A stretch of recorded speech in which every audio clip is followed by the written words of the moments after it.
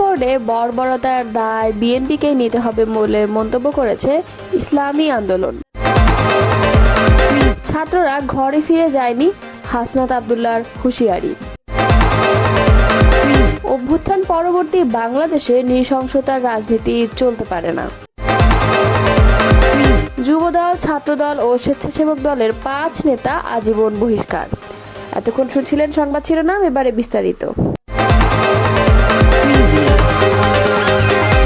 রাজধানীর পুরান ঢাকায় মিটফোর্ড হাসপাতালের সামনে ব্যবসায়ীকে নৃশংসভাবে হত্যার ঘটনায় ক্ষোভ প্রকাশ করেছে ইসলামী আন্দোলন বাংলাদেশ। এই ঘটনার দায় বিএনপি ও সরকারকেই বহন করতে হবে বলে দাবি করেছে দলটি। শুক্রবার এক বিবৃতিতে ইসলামী আন্দোলন বাংলাদেশের যুগ্ম মহাসচিব মাওলানা গাজী আতাউর রহমান বলেন, চকবাজারে যে বর্বরতা ঘটেছে তা আয়ামে জাহেলিয়াতকেও হার মানিয়েছে। বিএনপির মধ্যে যে এ ধরনের বর্বরতা জন্ম নিয়েছে তার দায় তারা এড়াতে পারে না। এই নৃশংসতার দায় বিএনপিকেই বহন করতে হবে। ইসলামী আন্দোলনের এই মুখপাত্র আরও বলেন, গত জুলাইয়ের পরে সারা দেশের নৃশংসতা ও বর্বরতার সঙ্গে বিএনপির নাম জড়িয়ে যাচ্ছে।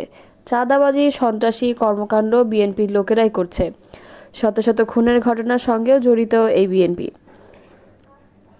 তিনি বলেন, অন্তর্বর্তী সরকারের ব্যর্থতা ও পক্ষপাত সুস্পষ্ট।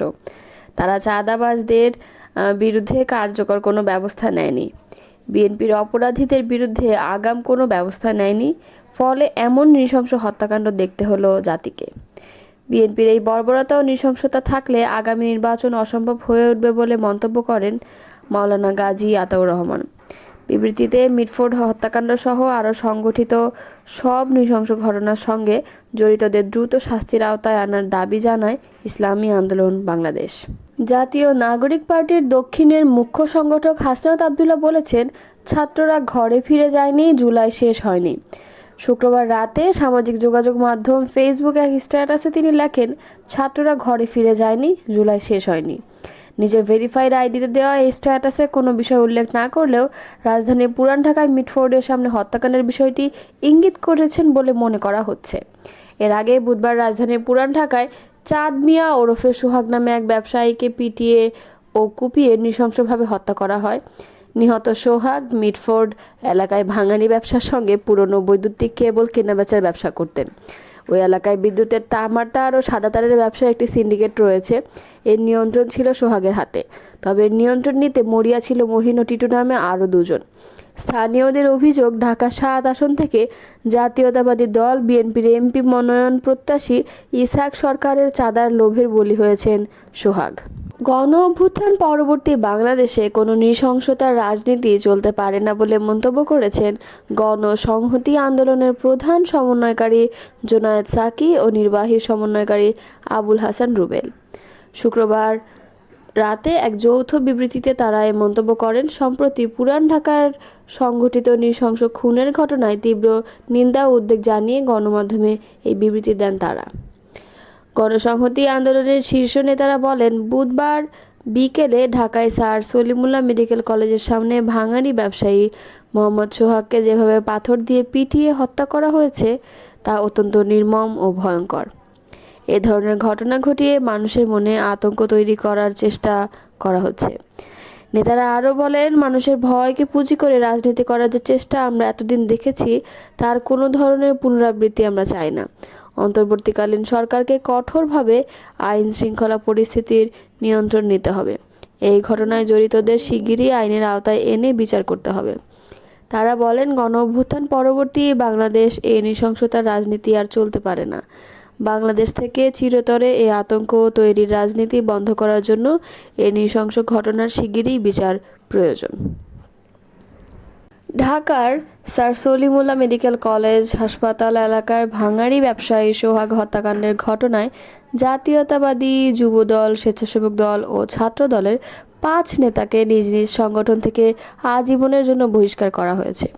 শুক্রবার সন্ধ্যায় যুবদল, স্বেচ্ছাসেবক দল ও ছাত্র দলের পৃথক সংবাদ বিজ্ঞপ্তিতে এ তথ্য জানিয়ে বলা হয়েছে, নিহতের পরিবারের পক্ষ থেকে দায়ের করা মামলায় বহিষ্কৃতরা আসামি।